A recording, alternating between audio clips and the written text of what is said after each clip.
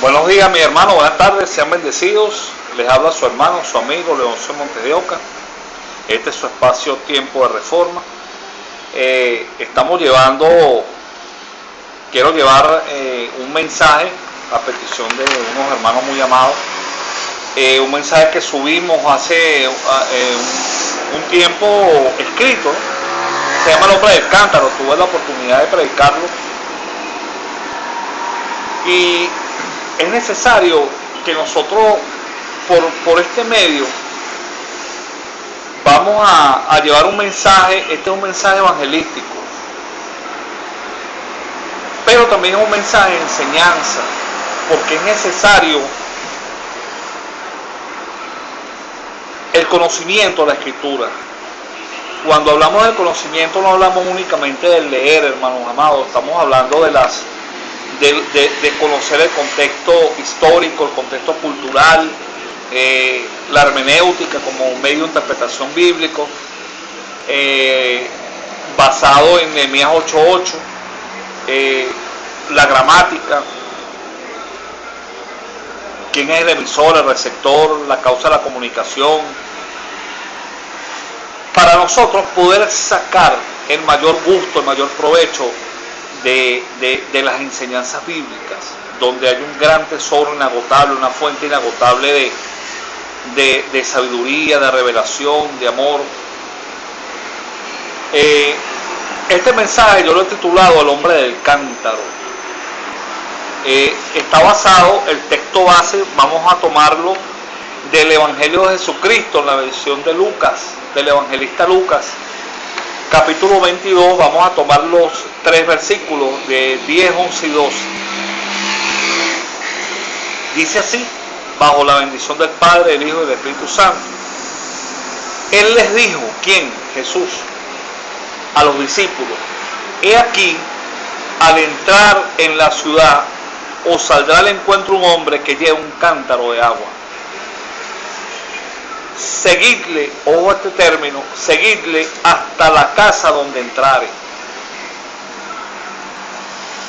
Y decid al padre de familia de esa casa: el maestro te dice, ¿dónde está el aposento donde he de comer la Pascua con mis discípulos? Entonces él, el padre de la casa, os mostrará un gran aposento alto ya dispuesto, preparad allí. Amén.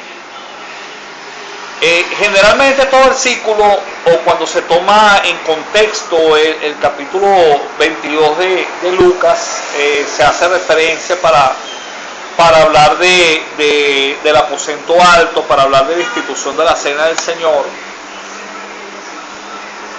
Pero poco se toma en cuenta, por eso es que les digo la necesidad de estudiar el contexto histórico, cultural, para poder degustar, para sacar el jugo, hermano, las enseñanzas maravillosas. Este versículo número 10, que dice, él les dijo, he aquí, al entrar a la ciudad os saldrá al encuentro un hombre que lleva un cántaro de agua, seguidle hasta la casa donde entrare.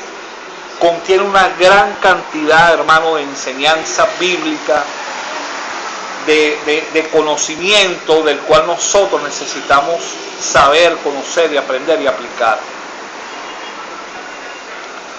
Tenemos que entender que la cultura occidental, nosotros no podemos traerla, la cultura oriental, tenemos que entender que los libros de la Biblia, fueron escritos no solamente hace muchísimos años, sino que fueron escritos en otra cultura.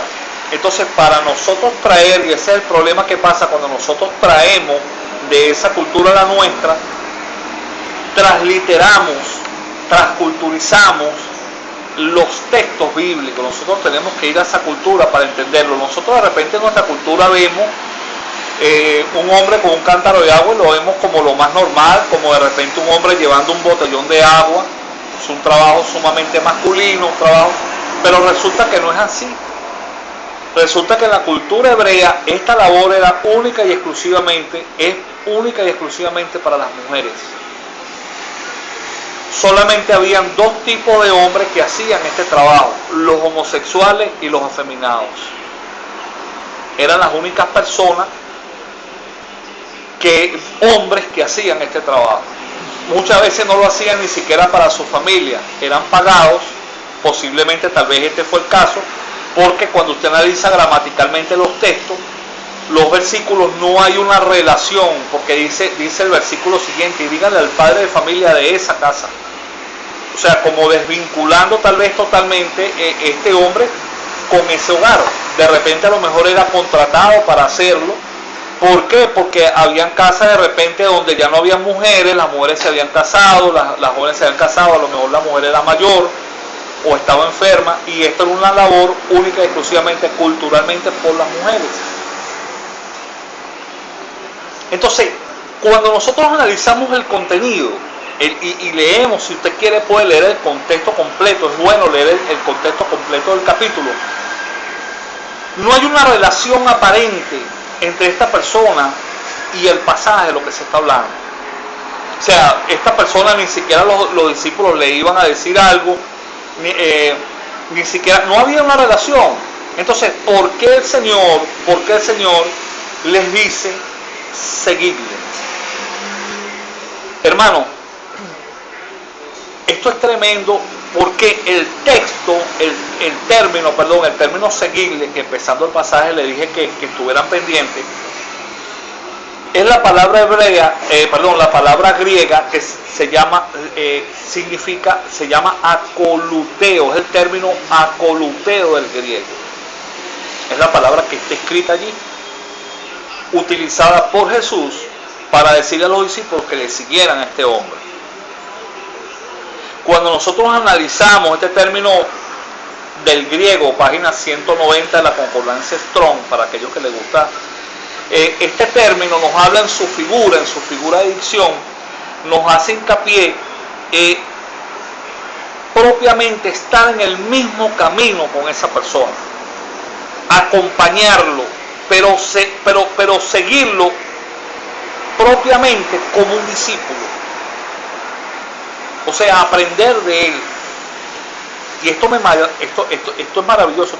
Esto me maravilló porque no se cree usted, hermano, que este mensaje, o sea, yo estoy acá para lanzarlo y de repente hay alguien que se pueda sentir aludido. No. La primera persona que el Señor trató conmigo en este mensaje es conmigo. Porque muchas veces nosotros tenemos la verdad y no la decimos, no soltamos la palabra. Pero el Señor aquí estaba tratando de romper paradigmas de una religión y de un tiempo, hermano, muy difícil. Y cuando usted analiza, ¿qué podían aprender los discípulos de este hombre? Seguramente lo siguieron de lejos. Pero acompañándolo, haciéndose en el camino con él, siendo uno con él, se podían dar cuenta de la humillación muchas veces, o de la vejación, o de la burla a que muchas veces estaban expuestas estas personas, no solamente por los otros hombres, incluso por los niños y hasta por las mismas mujeres. Y lo tremendo es que los discípulos tenían una palabra para este hombre. Ellos sabían que los homosexuales, que los afeminados no heredaban el reino de Dios. Ellos habían sido comisionados por el Señor ya en la misión de los 70, algunas versiones, por eso que digo, las versiones más antiguas hablan de los 72, donde veían como los demonios se sujetaban, incluso en el poder de la palabra, en el nombre de Jesús.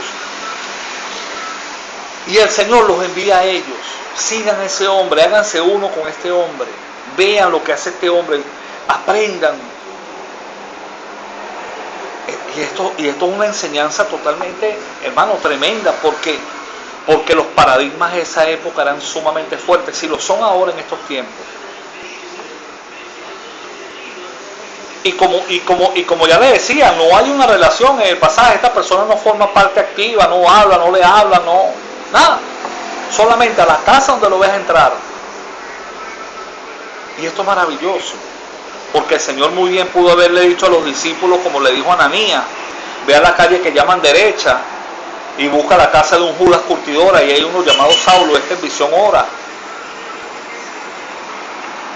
Pero no, le dice, vayan, va a salir al encuentro este hombre, porque en Dios no hay casualidades, ¿saben? En Dios hay causalidades. Y síganlo, aprendan de este hombre, vean. Ellos llevaban una palabra para el padre de la familia, del hogar donde entrara este hombre, fuera o no fuera su hogar. Pero resulta que a este hombre no le dieron palabra. Y muchas veces nosotros tenemos estos paradigmas dentro de nosotros mismos, hermano. Y esto me llevó a hacerme esta pregunta. El Señor en mi corazón me dijo: ¿seguirías tú al hombre del cántaro? Muchas veces a nosotros nos gusta ir a predicar a lugares bonitos, a lugares agradables, pero cuando nos toca ir a un sitio verdaderamente difícil, a un hospital, a una cárcel, a un lugar donde hay personas en una condición extremadamente fuerte, tenemos una palabra, somos capaces de seguirlo. Esto es tremendo, hermano. Esto en realidad, el apóstol Pablo hace una observación sobre esto y dice en 1 Corintios capítulo número 9, 19 en adelante, dice: por lo cual, hablando Pablo, siendo libre de todos, me he hecho siervo de todos para ganar al mayor número. Me he hecho a los judíos como judíos para ganar a los judíos, a los que están sujetos a la ley, aunque yo no esté sujeto a la ley, como sujeto a la ley para ganar a los que están sujetos a la ley, a los que están sin ley, como si yo estuviese sin ley, no estando yo sin ley de Dios, sino bajo la ley de Cristo, para ganar a los que están sin ley. Me he hecho débil a los débiles, para ganar a los débiles. Oiga, a todos, analice este término, a todos me he hecho de todo, para que de todos modos salve alguno. Y esto hago por causa del Evangelio, para hacerme copartícipe de él. Esto es maravilloso, hermano. De verdad que estas son palabras que nos confrontan, sobre todo en estos tiempos que vi una noticia en estos días, me gustó muchísimo, me llenó de mucho orgullo, mucho honor. 1 de cada 5, llevando estadística, 1 de cada 5 venezolanos se está convirtiendo al Evangelio, se está convirtiendo a Jesucristo, está creyendo en el mensaje de salvación, está recibiendo que fue acepto, porque muchas veces nosotros decimos: ¿quieres aceptar a Cristo? Como si nosotros fuéramos...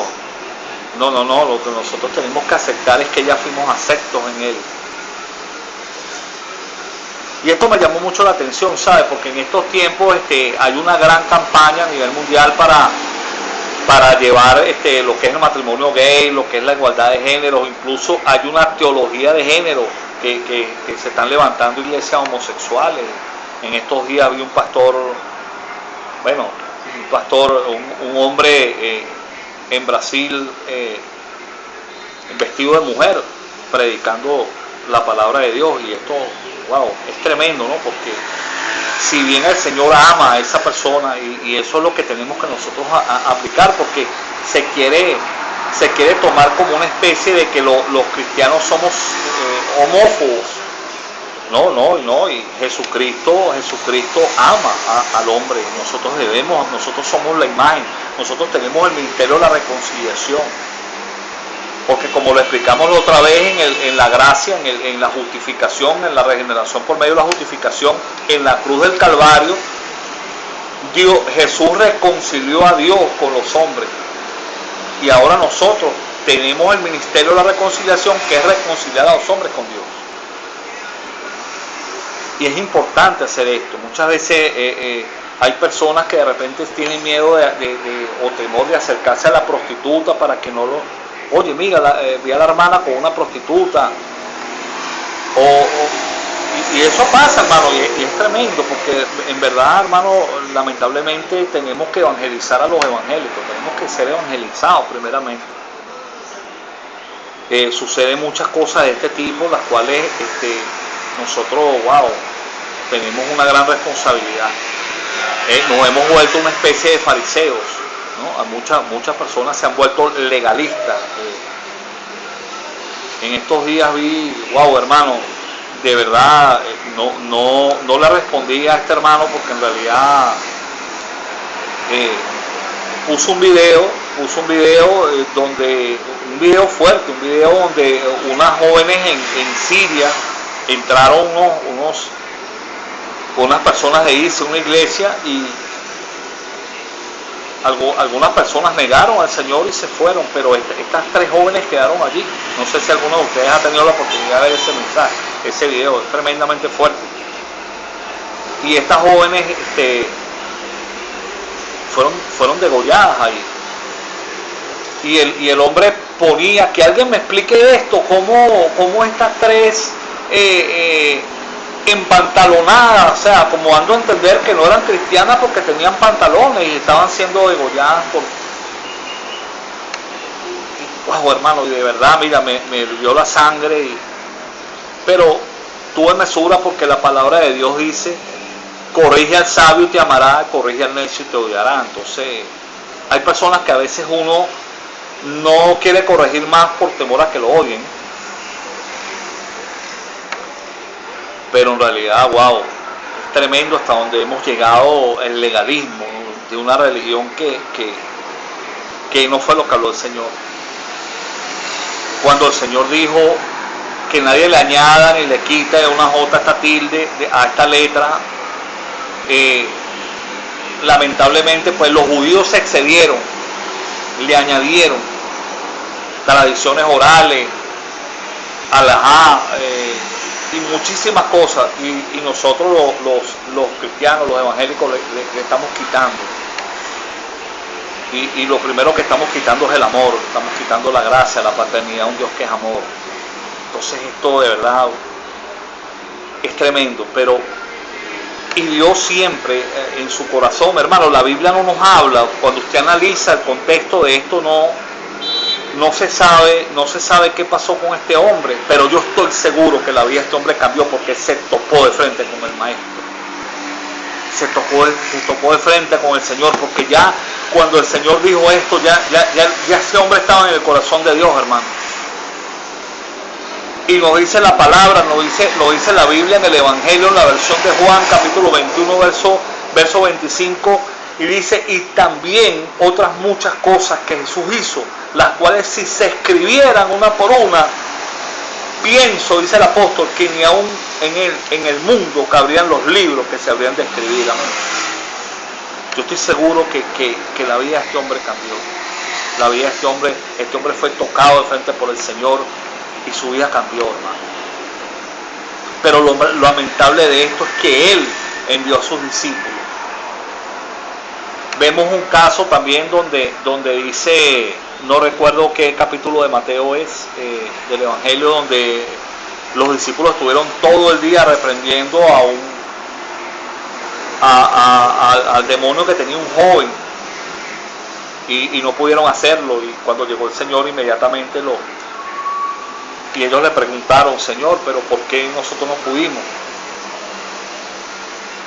Y el Señor les explica, este género sale, hay que hacer una aclaratoria, la versión Reina Valera y algunas dice con oración y ayuno, pero en los textos antiguos, en la Biblia textual, en otros no aparece allí, aparece este género sale con oración, pero la palabra oración que aparece allí es con comunión, o sea, cuando usted tiene una estrecha comunión con Dios. Y lamentablemente, hermanos, estamos viendo en estos tiempos pues que muchas veces somos indolentes ante la necesidad, ante la debilidad humana en algunas áreas que están atados.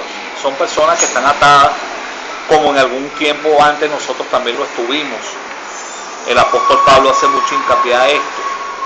Entonces a veces como que se nos olvidan estas cosas. Y yo estoy seguro, hermano, yo creo que estamos viviendo, ya estamos en cualquier momento, el Señor viene por su iglesia, viene por nosotros, amén. Ahora se están levantando incluso teologías, iglesias por allí diciendo que ya el Señor no viene. Bueno, que Dios tenga misericordia, ¿verdad? Pero los que sabemos y sabemos en quién hemos creído, pues sabemos que el Señor está próximo a su venida y que vienen momentos muy difíciles para la humanidad. Hay una alegoría profética que se hace en Génesis capítulo número 8, verso del 8 al 11, cuando habla de la paloma. Ahí vemos las tres dispensaciones del Espíritu en el creyente, ¿no? Yo voy a permitirme, Señor, poniendo esto en mi corazón, vamos a leerlo, ¿verdad? Dice, este otro mensaje que subimos en otra oportunidad, haciendo referencia a las tres dispensaciones del Espíritu Santo en el creyente. Génesis 8:8 en adelante dice, envió también de sí una paloma, donde para ver si las aguas se habían retirado de sobre la faz de la tierra. Y no halló la paloma, note versículo número 9, y no halló la paloma donde sentar la planta de su pie. No dice de sus patas, de sus patitas, de su pie. Hace referencia claramente al Espíritu Santo. Porque las aguas estaban aún sobre la faz de toda la tierra, entonces él extendió su mano y tomándola la hizo entrar consigo en el arca. Esto es una alegoría y a la primera dispensación del Espíritu. Es necesario entender esto. Todas las personas del antiguo pacto, el Espíritu venía ocasionalmente sobre ellos para usarlo con poder según la necesidad o según el momento en que Dios así lo determinara. Cuando David dijo, no quites de mí tu Santo Espíritu, no era que el Espíritu vivía en David, es que David sabía el poder del Espíritu cuando venía sobre él. De hecho, hay creo que es Jeremías o Ezequiel, que dice, por causa de la unción el yugo se pudrirá. La conjugación del verbo allí, de esa palabra, es por causa de lo ungido. Estaba haciendo referencia a Jesús. Entonces es necesario entender esto. Esas personas estaban, hermano, en una condición muy diferente a la de nosotros. Sin embargo, buscaban de Dios tremendamente y tenían un temor, una reverencia que ojalá nosotros tuviéramos hoy en día por la persona del Espíritu Santo. Luego la segunda, dice el versículo número 10, esperó aún otros 7 días y volvió a enviar la paloma fuera del arca. Y la paloma volvió a él a la hora de la tarde. Y he aquí que traía una hoja de olivo en el pico, y entendió Noé que las aguas de la tierra se habían retirado sobre la tierra. Sobre la primera persona que hace vida al Espíritu Santo por 3 años y medio fue sobre Jesús. Y Pablo, creo que es en Romanos capítulo 14, verso 11 o 11-14, hace referencia a Jesús como el buen olivo. Fue la persona donde vino a morar por un tiempo determinado. Por eso el Señor Jesucristo le dijo a los discípulos, conviene que yo me vaya y oraré al Padre y vendrá, enviará otro. Que el término propiamente no es consolador, es abogado. Porque el que consuela es aquel que está en un velorio, llega y le da el pésame a una persona, pero el muerto sigue allí. Nosotros no hemos visto todavía la primera vez que Jesús llegó a un velorio por el Espíritu Santo, porque todo lo que hizo el Señor Jesucristo, ya lo hemos explicado en otras oportunidades, fue por el poder del Espíritu Santo que estaba sobre él. El Espíritu del Señor está sobre mí por cuanto me he ungido para. Y para aquellas personas que les gusta negar la figura teológica de la Trinidad, porque no es un término bíblico, es un término teológico, tenemos Hechos 10:38, como claramente dice, cómo el Señor ungió a Jesús de Nazaret con Espíritu Santo y con poder a Jesús de Nazaret, cómo éste estuvo haciendo bien y sanando a los oprimidos por el mal. La voluntad del Señor siempre ha sido la sanidad, tanto en el Padre como en el Hijo como en el Espíritu Santo.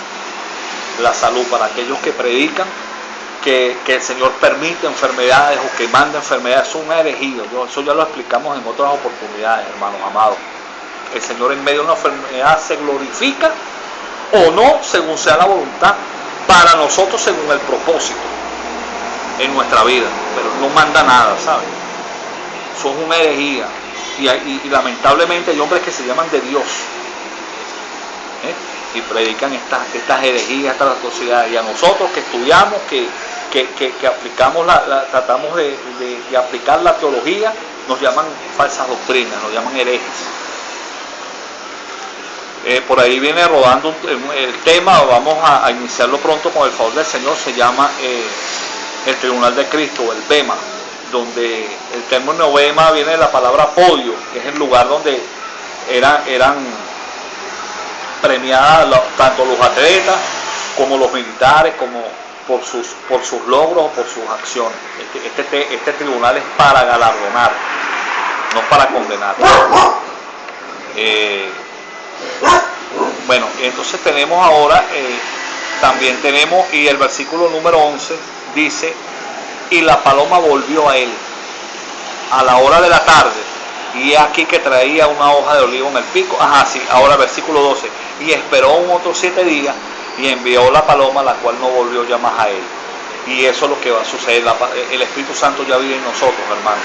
Inclusive ahora, cuando nosotros seamos arrebatados, cuando se produzca el traslado de la iglesia, el Espíritu Santo seguirá aquí, convenciendo de pecado, justicia y juicio a remanente de Israel, a remanente de gentiles, para convertirlos. Ya no serán iglesia, tendrán la justicia, tendrán la vida. Esto lo vamos a explicar en el Bema, en el Tribunal de Cristo, pero ya no serán iglesia. La iglesia ya habrá sido juzgada, ya habrá sido galardonada o no, y ya se habrá producido las bodas del Cordero. Pero este tema es escatología, esto lo vamos a tocar más adelante. Entonces, hermanos, es necesario predicar el Evangelio, es necesario llevar la palabra. Estamos como aquel que vendió todo lo que tenía, consiguió esa perla y la atesoró. Entonces tenemos ese tesoro atesorado, esa perla atesorada entre nosotros, y nos salimos, y le doy gloria a Dios por las iglesias que están saliendo, que están llevando la palabra. Estamos llevados sin necesidad de todos tener el llamado evangelista. Estamos llamados a llevar el evangelio, las buenas nuevas de salvación, a practicar ese ministerio de reconciliación, porque somos embajadores. Y el término, cuando usted analiza etimológicamente su figura de dicción, el término embajador, el embajador representaba la imagen misma, o representa, o debe representar la imagen misma de aquel que le envió. Entonces, esto es maravilloso, hermano. Entonces, esa es la pregunta que nos debemos hacer. ¿Nos atreveríamos a seguir el hombre del cántaro? A hacernos uno con él, a tener misericordia, a ser dolentes con nuestro prójimo, con las personas que están atadas, que necesitan una palabra. Yo espero haberles sido de alguna bendición, hermano. Vamos adelante, tenemos muchas cosas. Pronto, con el favor del Señor, vamos a llevar también la palabra a la calle, a las personas, no mensajes sino mensajes evangelísticos, dándole a entender a la gente el amor, la paternidad de ese Dios que en Jesús, así como murió con esos brazos abiertos, con esos mismos brazos resucitó, está esperándolos por nosotros para abrazarnos, para cubrirnos, como la gallina sus polluelos, hermano. Es necesario, se les ama en el amor del Señor y en el amor de hombres y mujeres que nos estamos levantando para llevar una palabra, para tal vez tratar de mover un poco estas estructuras religiosas que tanto daño han hecho, hermano. Lo hicieron con los fariseos y se vino hasta hoy en nuestros días, lamentablemente, hermano. Tenemos tanta religión que nos hace muchas veces indolentes a las necesidades, al amor. Si no amas a tu hermano, ¿a cuál ves? ¿Cómo vas a amar a Dios que no lo ves? Y esto con tu hermano, ¿cómo será con el que está afuera, con el que no conoce al Señor? Un abrazo, mis hermanos, se les ama, sigamos adelante, sean bendecidos, bendiciones.